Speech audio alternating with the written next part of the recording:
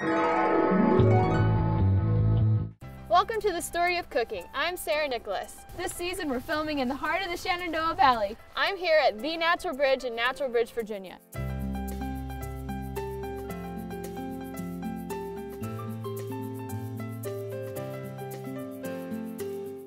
And now we're in the kitchen. Godfrey, what you got cooking?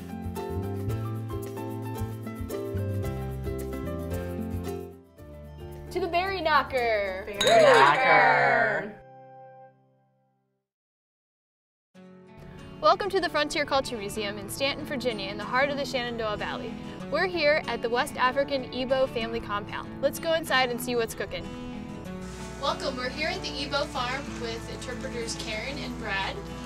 This is an African farm right over from the Nigerian area of Africa. Can you tell us a little history about it? Yeah, we chose Nigeria because here at the museum we talk a lot about Virginia history. I mean, especially in the Shenandoah Valley that runs through Virginia and some other states. And we chose Nigeria because that's where Virginia got the largest percentage of its slaves from. Actually, roughly about 1 out of every 3 slaves that came directly to Virginia from Africa were from the southeastern part of Nigeria, where the Igbo people live. So specifically here we're showing Igbo people that live in Nigeria in the time period when the largest amount of slaves were coming over, which is about the early mid-1700s or so. Okay. So what is the structure made of? Well, what's unique about this exhibit is we didn't mix in any concrete or anything like that. We used just local red clay. We mixed in a little bit of sand, actually about 1/4 sand, and we built the mud walls up just like that. And over in Nigeria, they use just red clay typically. In this part of Igbo land, anyways. Gotcha. So what kind of cooking methods would you have used in Africa? Open hearth fireplace? Yes, always open hearth, and you'll notice that they have a pretty interesting hearth, especially compared to American, European hearths. Usually just kind of horseshoe shaped, helps keep the heat in. You can cook the pots directly in that hearth, keeps it from knocking over. But we typically don't do that, and that's not always the case. Usually we'll drag some hot coals out, and you'll cook straight over clay pots, and you'll bounce them on rocks, or we've made little mud bricks here. But that is another big difference between European, American, traditional cooking and Africans, that they're using clay pots instead of cast iron. But even though they did have iron, they tend to prefer clay pots. So what are we going to be making today? Well, today I'll be showing you how you make egusi soup. And egusi is a melon. You really only eat the seeds of the melon. The flesh of it isn't very good. So we're going to make a soup out of those seeds. It's going to be nice and spicy, kind of oily. And you'll eat that with pounded yam. And typically that's called fufu. That's pretty popular in Africa and in the Caribbean too. And Karen here, well, I'll let you tell them what you're making. The other dish is called akara, and it's kind of a snack food that you might get at the market if you go to get your fresh vegetables or whatever you eat from the marketplace. You might just get from a street vendor a little dish of akara.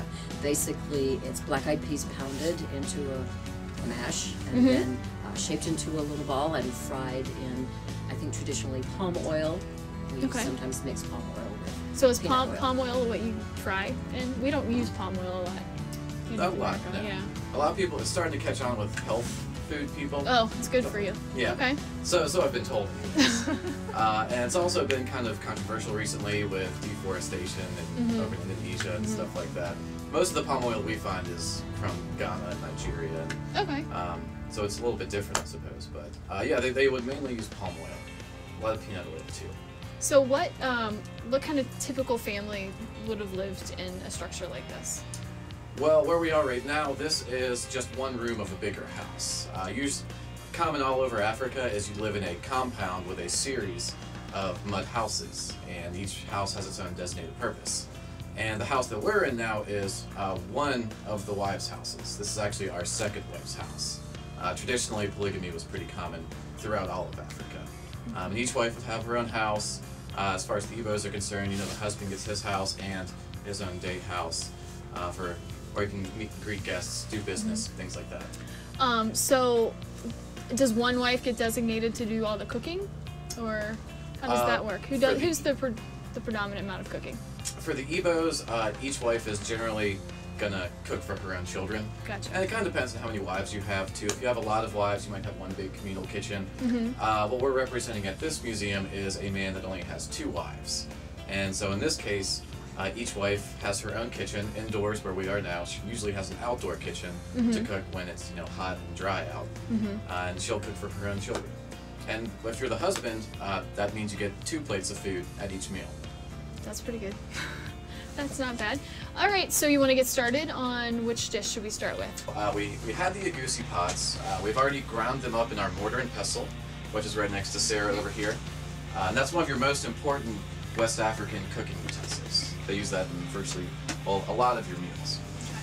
So we've already ground it up, and we have the ground up agusi right here in this cooking spoon. And you said that was like a melon seed, correct? Yes. Okay. Yes. Not And really easy to find in America. make sure you keep stirring so it doesn't burn too much. Over low heat. Over very low heat. And it should take about 5 or 10 minutes. Do you want to tell me a little bit more about the pots and what you should actually put over something like that? Not just any pot you can put on an open flame. Sure. The pots that we're using are made of clay. They have not been glazed. They have not been fired in a kiln. They're fired in a pit with coals, hot coals, like those kind of coals around them. The same way Native Americans would make their pottery. European style pottery, modern style pottery is glazed, is fired in a kiln at quite high temperatures. This kind of pottery can be placed over flames without fear. It can be placed over hot coals without fear. A European style glazed pottery can be cooked with over coals, but the least little flame will make it crack. Right. Okay. So if you want to try durable. duplicating this cooking with your regular modern pottery, you can. Just don't ever do it over flames. We don't have any flames. It's a good tip. And if you want to see a picture of one, they can take a picture of one over there. But Okay. that's okay. All right, Brad. I'm sorry. Next step. So we've already got our pot going over the hot coals here. It's also very important to keep in mind that we are using a low heat on this. You don't want to burn this. And once you put this into the oil, you want to keep stirring it Does constantly. it taste like really bitter or something when you burn it, or? I've never burned it. Oh, well, good. I'm very careful. But probably You're an just, expert. that charred flavor. Yeah, Not so great. So we've already heated up, or we put just a little bit of palm oil in there, about 1 tablespoon or so. So we're going to mix in here, we're going to keep on stirring. I'm going to get started, and I want you to come and help me out here. Okay. Okay, well, it's been sauteing for a few minutes now. You're starting to get some kind of nutty aromas. It's Yeah, I starting can to turn, smell it. For sure. Yeah, it's really good. It's starting to turn brown, and it's starting to stick a little bit to the bottom of the pan.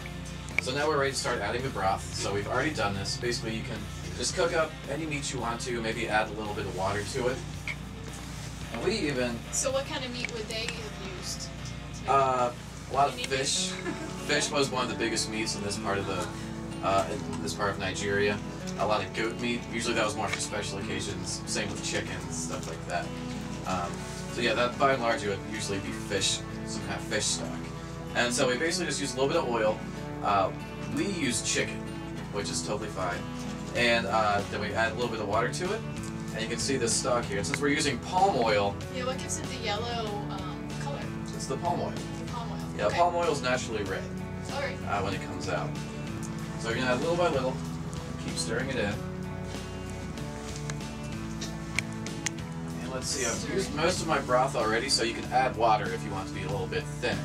So I believe we have a gourd of water over there. Yes, I was going to ask about this. Would this just be to store water?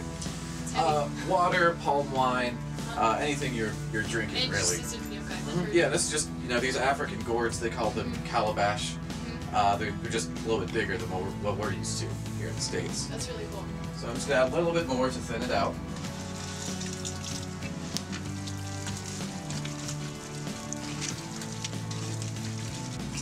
There you go, we should put that back. That should be good enough.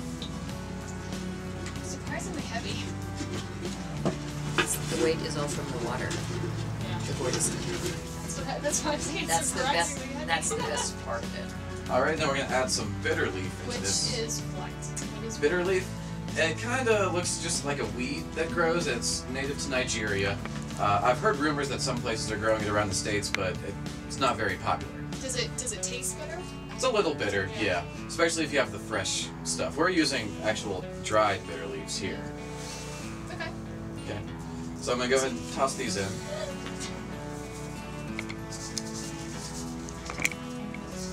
Let them rehydrate a little.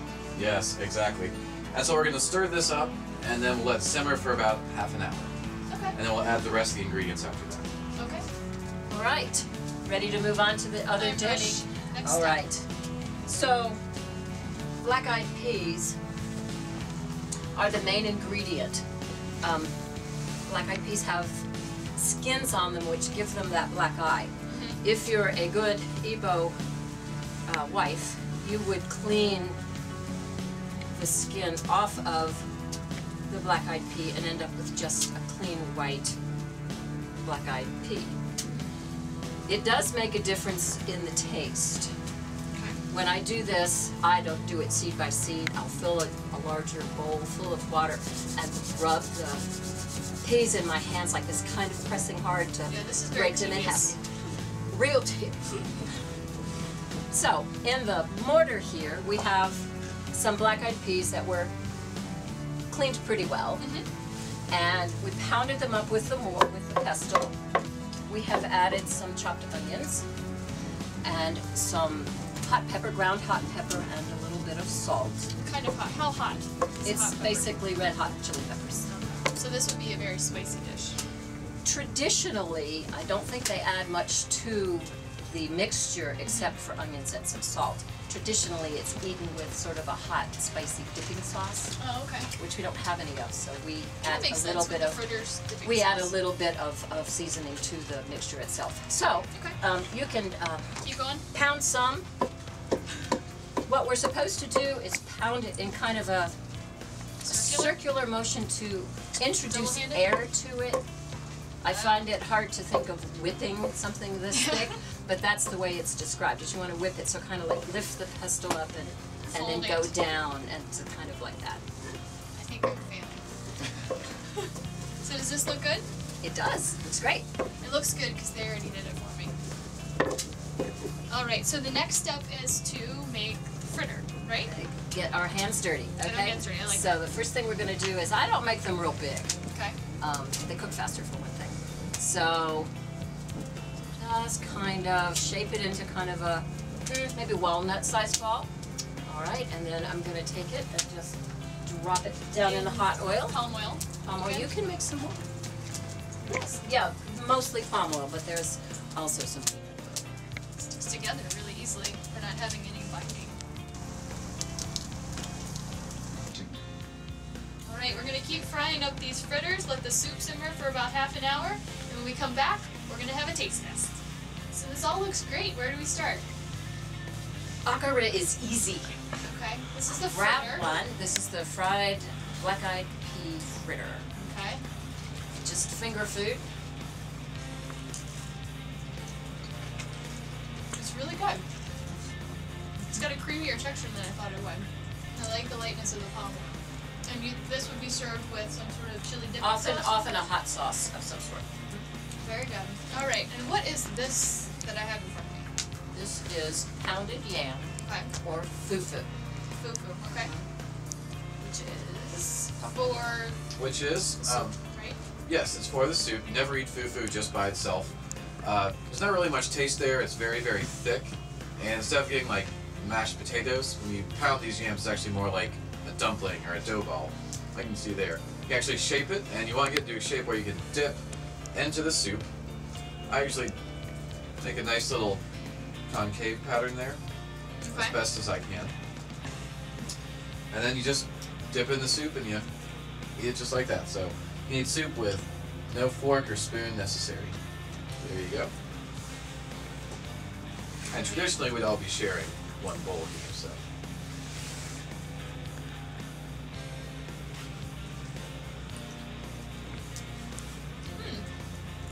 That does not taste like anything I thought it would taste like. Am I tasting the bitter leaf, mostly? Bitter leaf. I'm getting a lot of the crayfish in there. Really fishy That's what taste. it tastes, the fishy taste, yeah. but I taste the garlic and the hot peppers. Yeah, it's definitely sneaking up on me. But it's good, because I like hot, so. You should also get kind of a nutty taste from that, like the goosey seed. Oh, Yeah. the melon seed, okay. Yes. Great, well we're going to continue to enjoy this Igbo feast. Thank you, Karen and Brad. Everything was great, tasted wonderful, and I learned a lot about Igbo cooking traditions. Now back to my kitchen to cook up my own version of an Igbo feast. We're back here in the modern kitchen, and we're going to cook my version of an African yam stew. Now, since we're not in West Africa, we're in the Shenandoah Valley of Virginia, we don't have quite the authentic ingredients that they would have used, so we're going to have to use some substitutes, mainly the yam. The first thing we're going to do is we're going to add white onion to a large pot. It's a 1-pot meal, which is nice. And 1 jalapeno pepper. You can always add more if you like it spicy. I think in West Africa, the interpreters yesterday were saying that they like their foods really spicy. So just put as much as you want. Be as brave as you want to be. And then we have some water. And we're just going to saute that until the onions are translucent. It'll probably take less than 5 minutes. So I was saying earlier, we don't quite have all the ingredients that we would have in West Africa, mainly the yam. Yesterday we got a good shot of the yam that kind of looked like a tree trunk, but today we just have traditional American yams. So this is my version, not the authentic West African version. The interpreters yesterday did say though that a good substitute for a West African yam is a plantain. Alright, this is looking pretty close. We're going to go ahead and add our other ingredients. We're going to add our spices. We have ginger. You can use fresh ginger, cumin and coriander, and some garlic. And then for another additional kick, we have some red pepper. And we're going to simmer that for about 5 minutes and just let all the spices marry with the vegetables. Yesterday we talked about how a man's wealth was measured by how many wives they had in West Africa. It was also measured by how many yams they grew. I don't know what that says about women in West Africa, but it's an interesting fact. So this has been going close to 5 minutes, so we're going to go ahead and add our other ingredients. We're going to add beans, pinto beans. You can really add any beans that you'd like. We have a very West African ingredient going in next, which are the black-eyed peas, which we made the Nkura balls with yesterday. Stir that in, and some peanut butter. This dish also really reminds me of Jamaican flavors as well. Alright, we're going to let that go for a few seconds. Make sure it's all incorporated. And then we're going to add some liquid. We're going to add chicken stock, 2 cups of chicken stock, and crushed tomatoes. And this is going to go for about 10 minutes on low heat. So you want to bring it to a simmer and then reduce the heat, because the peanut butter will burn on the bottom of the pan.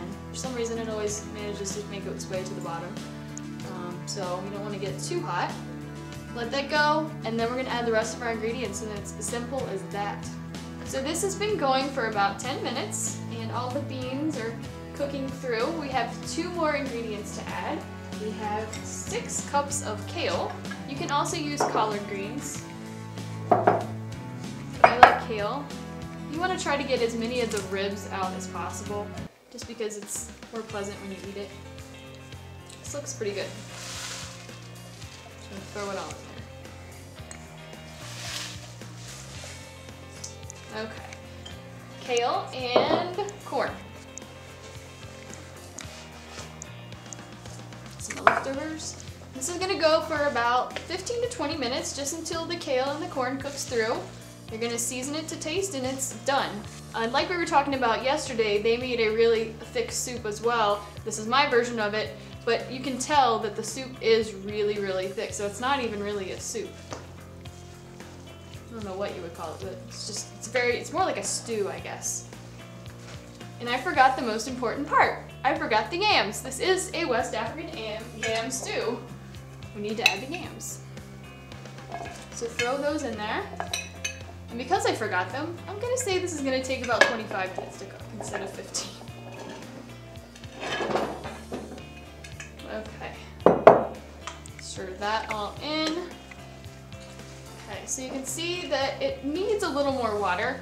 So I'm gonna add some more water to the pot because you want those yams to cook through and they won't cook without water. So it's gonna take, I think, probably longer than I said before. It's gonna take about 25 minutes, just simmering away. And then that's it. It's as easy as that. Probably needs a little salt and pepper just to season it up. You can always add more later at the end of the cooking process.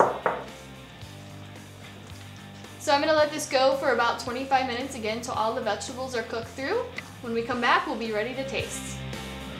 So this has been cooking for about 25 minutes and it looks like it's cooked all the way through and it's nice and thick. We have the yams, which again are not West African, American yams, but they're good for this soup because a lot of West African dishes are starch-based. They eat a lot of starch. So yams are very starchy, so it works. And it's also really makes a beautiful presentation as well. So we're gonna serve this over rice because that would have been a traditional thing that West Africans would have done.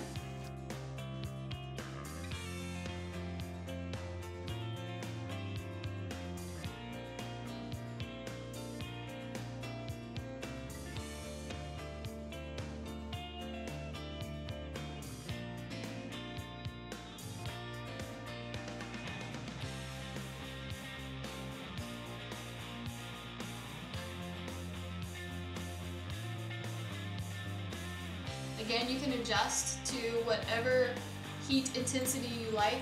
They actually used Jamaican red peppers yesterday in their stew, and those are really, really hot. So we didn't quite go that adventurous, but this definitely has a kick.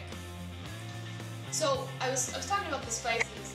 One of the major influences of the spices that they used, the ginger, the coriander, the cumin, would have been from the Arab influence. So West Africa, it has it's kind of a melting pot of spices, and later they would be influenced by the Europeans as well. We are going to serve it over rice, which is traditional, and I'm making it kind of communal style because that's how West Africans would have eaten. I am hungry, but I'm not this hungry. I'll share it with people later. West Africans brought a lot of influence, especially around the time that they were taking slaves from West Africa and bringing them to Virginia. One of the things that Virginians and Americans have benefited from the West Africans, not only food, is music. Alright. It makes a lot too, so if you have a big hungry family coming over for dinner or Thanksgiving because it has got those nice orange colors, this would be a good dish to use. So now I'm going to taste the West African yam stew. There's temperature hot, as well as spicy hot. Get a little bit of everything in there. We have the black-eyed peas, again, the pinto beans, the yams, the kale, the corn, and the rice. It's really good. It's really flavorful. It's almost overpowering, but just enough. You can taste the peanut butter a little bit. I thought you'd be able to taste it a little more, but it adds kind of a sweetness to it and a nutty flavor. So good. And it's pure nutrition in a bowl as well. We have, the beta carotene with the yams and the kale. Everyone knows that's nutritious. So good. Thank you for joining me today on the story of cooking. I'm Sarah Nicholas. Until next time, keep the story going.